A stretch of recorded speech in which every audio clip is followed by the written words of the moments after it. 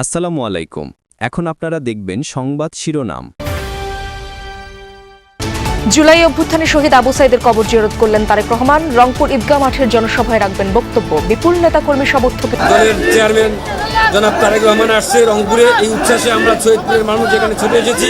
বাংলাদেশ এগিয়ে যাবে তারেক রহমানের নেতৃত্বে, আমরা সেই প্রত্যাশা করি। এখন যাদের হাতে দেশ নিরাপদ নয়, ক্ষমতায় যাওয়ার পর কিভাবে নিরাপদ হবে? নোয়াখালীতে জামায়াত আমিরের প্রশ্ন। একদিনে 5টি জনসভায় বক্তব্য রাখলেন ডক্টর। আমাদেরকে মামলা হামলা করে নাজেহাল করা হয়েছে, খুন করা হয়েছে, গুম করা হয়েছে। আমরা এই ধরনের মিথ্যা মামলা দিয়ে কাউকে হয়রানি করব না।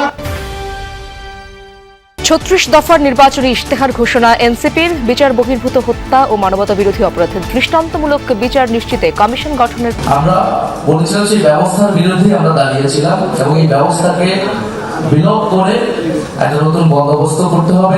বাংলাদেশের স্বৈরতন্ত্রের পুনরাবৃত্তি রোধ করবে, একটা গণতন্ত্র নিশ্চিত করবে, অর্থনৈতিক বৈষম্য দূর করবে, একটা অন্তর্ভুক্তিমূলক সমাজ আমাদের জন্য নিশ্চিত করবে।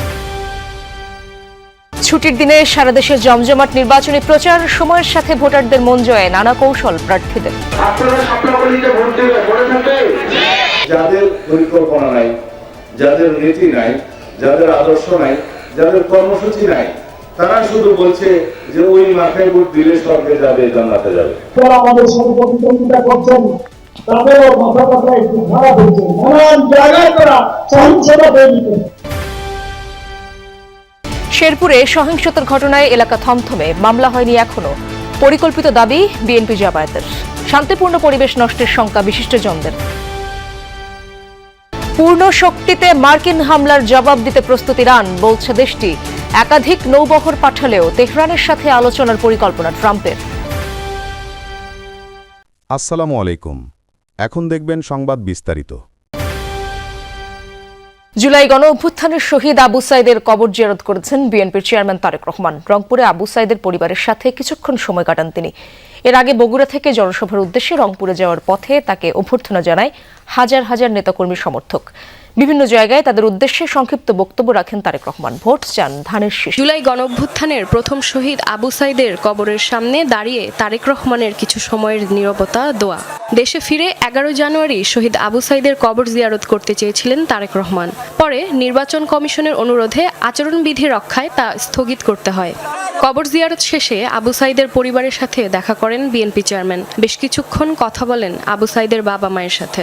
সন্তান হারানো পিতামাতাকে জানান সমবেদনা আর সান্ত্বনা। স্মরণ করেন জুলাই অভ্যুত্থানে আবু সাইদের সাহসিকতা আর অবদান। এর আগে বগুড়া থেকে রংপুরের পথে পথে তারেক রহমানকে অভ্যর্থনা জানায় হাজার হাজার নেতাকর্মী। পুরোটা পথে প্রিয় নেতাকে এক নজর দেখতে, হাত মেলাতে বারবার এগিয়ে আসছিলেন অনেকেই। স্বতঃস্ফূর্ত তারেক রহমান বেশ কয়েকবার বাস থেকে নেমে সাড়া দেন সেই আহ্বানে। ক্ষমতায় যাওয়ার আগে যাদের হাতে দেশ নিরাপদ নয়, ক্ষমতায় যাওয়ার পরও তাদের হাতে দেশ নিরাপদ থাকবে না বলে মন্তব্য করেছেন জামায়াত আমির ডক্টর শফিকুর রহমান। নোয়াখালীর নির্বাচনী জনসভায় তিনি আরো বলেন, জামায়াত ক্ষমতায় গেলে মামলা বাণিজ্য হবে না। এর আগে ফেনীর জনসভায় তিনি বলেন, ক্ষমতায় গেলে অগ্রাধিকার ভিত্তিতে নারীর মর্যাদা ও নিরাপত্তা নিশ্চিত করবে জামায়াত। তিনবারের প্রধানমন্ত্রী বেগম খালেদা জিয়ার পৈতৃক ভূমি ফেনী জেলায় প্রথমবারের মতো জামায়াতে ইসলামের নেতৃত্বাধীন 11 দলীয় জোটের নির্বাচনী জনসভায় বক্তব্যের শুরুতেই তিনবারের প্রধানমন্ত্রী বেগম খালেদা জিয়াকে স্মরণ করেন জামায়াতের আমির। শ্রদ্ধার সাথে স্মরণ করছি পিতৃভূমি ফেনীর মানুষ, সাবেক প্রধানমন্ত্রী বিএনপি সাবেক চেয়ারপারসন বেগম খালেদা জিয়াকে। ক্ষমতায় এলে নারীদের নিরাপত্তা ও সম্মান নিশ্চিত করার অঙ্গীকার করেন ডাক্তার শফিকুর রহমান। সেই সাথে ফেনী জেলায় মেডিকেল কলেজ সহ বাঁধ নির্মাণে ভূমিকা রাখার প্রতিশ্রুতি দেন তিনি। ঘরে চলাচলে এবং কর্মস্থলে 3 জায়গায় 2টা জিনিস অগ্রাধিকারের ভিত্তি আগেই আমরা নিশ্চিত করব ইনশাআল্লাহ। একটি হচ্ছে মায়ের মর্যাদা, আরেকটি হচ্ছে তাদের অবশ্যই আমরা নিরাপত্তা নিশ্চিত করব। এই 2 জিনিস এখন নেই, আমরা বদ্ধপরিকর, ইনশাআল্লাহ আমরা এটা করব। ছুটির দিনের সকাল থেকে কর্মী সমর্থকদের নিয়ে নিজ নিজ নির্বাচনী এলাকা চষে বেড়াচ্ছেন প্রার্থীরা। এলাকার উন্নয়নের পাশাপাশি নতুন বাংলাদেশ বিনির্মাণের প্রতিশ্রুতি দিচ্ছেন বিএনপি প্রার্থী সালাউদ্দিন আহমদ। এ সময় তিনি অভিযোগ করেন, আদর্শহীন একটি দল মানুষকে ভোটের বিনিময়ে জান্নাতে যাওয়ার মিথ্যা প্রতিশ্রুতি দিচ্ছে। যাদের পরিকল্পনা নাই, যাদের নীতি নাই, যাদের আদর্শ নাই, যাদের কর্মসূচি নাই, তারা শুধু বলছে যে ওই মাথায় ভোট দিলে স্বর্গে যাবে, জান্নাতে যাবে। চট্টগ্রাম 11 আসনে বিভিন্ন এলাকায় গণসংযোগ করেন বিএনপির স্থায়ী কমিটির সদস্য আমির খসরু মাহমুদ চৌধুরী। বলেন, দায়বদ্ধতা ও জবাবদিহিতার অভাবে বর্তমানে দেশ সংকটের মধ্য দিয়ে চলছে। কুমিল্লা 4 আসনের দেবিদ্বারে নির্বাচনী প্রচার চালান 11 দলীয় জোটের প্রার্থী হাসনাত আব্দুল্লাহ।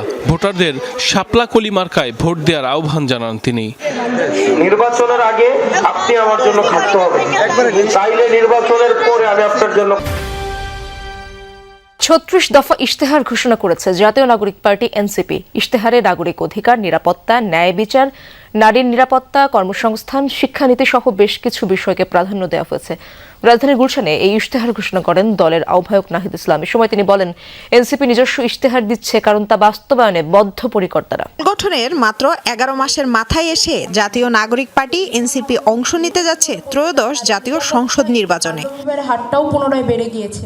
নির্বাচনে অংশ নেওয়ার আগে সুশাসন, সংস্কার ও সার্বভৌমত্বর মোটো নিয়ে 36 দফা ইশতেহার ঘোষণা করল তরুণদের এই দলটি। এতে গুরুত্ব পেয়েছে নারী অধিকার, কর্মসংস্থান, শিক্ষানীতি ও জলবায়ু সনদ বাস্তবায়নে স্বাধীন কমিশন গঠন, সকল বিচার বহির্ভূত হত্যা ও মানবতা বিরোধী অপরাধের দৃষ্টান্তমূলক বিচার নিশ্চিতে ট্রুথ অ্যান্ড রিকনসিলিয়েশন কমিশন গঠনের প্রতিশ্রুতি আছে এই ইশতেহারে। এত বড় গণঅভ্যুত্থান, সেই গণঅভ্যুত্থান কিন্তু এখনো ব্যক্তির জীবনের সব সুফলটা আসে নাই, মানুষের ঘরে ঘরে সুফলটা যায় নাই। আগের সিস্টেম ব্যবস্থাপনা রয়ে গেছে, আগের অর্থনীতি, সংবিধান, রাজনীতি, সংস্কৃতি সবকিছুই রয়ে গেছে। এর মধ্যে দিয়ে আমাদের একটা নির্বাচনে আমাদের ঢুকতে হচ্ছে, এটা একদিকে ট্র্যাজেডি। একই সাথে অঙ্গীকার আছে এনআইডি ভিত্তিক ডিজিটাল হেলথ রেকর্ড ও ন্যাশনাল হেলথ ইন্স্যুরেন্সের আওতায় নিয়ে আসার। এছাড়া নারীর ক্ষমতায়ন নিশ্চিতে 100টি সংরক্ষিত আসনে সরাসরি নির্বাচনের ব্যবস্থা, প্রবাসীদের পাঠানো রেমিটেন্সের বিপরীতে বিনিয়োগ ও পেনশন সুবিধা সহ উল্লেখ করা হয়েছে। এই জোটে ভিন্ন ভিন্ন আদর্শের দল থাকলেও এই জোট সরকার গঠন করে কোনো নির্দিষ্ট দলের আদর্শ, সরকারের নীতি বা সরকারকে ডমিনেট করবে না বা গাইড করবে না। সীমান্ত হত্যা, পানির ন্যায্য হিস্সা, অসম চুক্তি সহ সকল বিদ্যমান ইস্যুতে কূটনৈতিক ও রাজনৈতিক সর্বোচ্চ পর্যায়ে দৃঢ় ভূমিকা পালনের অঙ্গীকার আছে এই ইশতেহারে। ইশতেহারে কার্ডের রাজনীতি চলতেছে, অমুক কার্ড তমুক কার্ড। আমরা বলতেছি যে একটা ইউনিক কার্ড আমাদের দরকার, নাগরিক কার্ড। সবশেষ মৌলিক আদর্শ রেখেই নির্বাচনী জোটে থাকার কথা জানিয়ে শেরপুরের ঝিনাইগাতীতে জামায়াত বিএনপি সংঘর্ষে উপজেলা জামায়াত সেক্রেটারি রেজাউল করিম নিহতের ঘটনায় এলাকা এখনো থমথমে, কোনো মামলাও হয়নি। ঘটনাটিকে পরিকল্পিত দাবি করেছেন বিএনপি ও জামায়াতের 2 প্রার্থী। সহিংসতার কারণে সুষ্ঠু নির্বাচনের পরিবেশ নষ্টের আশঙ্কা করছেন বিশেষজ্ঞ। উপজেলা সদর থেকে প্রায় 15 কিলোমিটার দূরের উপজেলা শ্রীবর্দী, সেখান থেকেও বেশ খানিকটা দূরের পথ রেজাউলের গ্রামের বাড়ি। সেখানে শোকাবহ পরিবেশ। আঙ্গিনায় 2 শিশু সন্তানকে নিয়ে বসে আছেন নিহত রেজাউলের স্ত্রী। স্বজনরা চাইলেন বিচার। কয়েকদিন আগে এমন প্রাণহানির ঘটনা ভোটারদের নিরাপত্তা প্রশ্নের মুখে ফেলছে বলে মনে করেন বিশিষ্টজনরা। নির্বাচন কাছে যত চলে আসবে, মানুষের মধ্যে উত্তেজনাটা বেশি থাকবে এবং দলীয় প্রভাবটা যারা সত্যিকারের দল